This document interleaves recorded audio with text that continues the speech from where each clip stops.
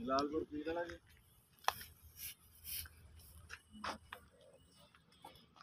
full khadi भी है कहने में खाइए किधर गया मेरे ना खाइए वो किधर गया अपना क्या मास्टर वाला ये है मास्टर ठीक है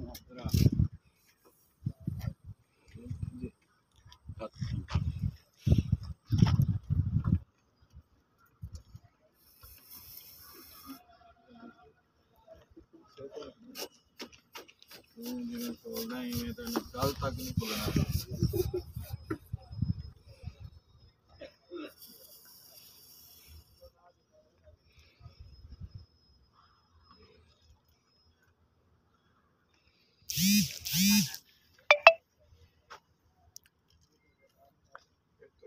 कमल खा के गया थी है बाजी जी नवीद खान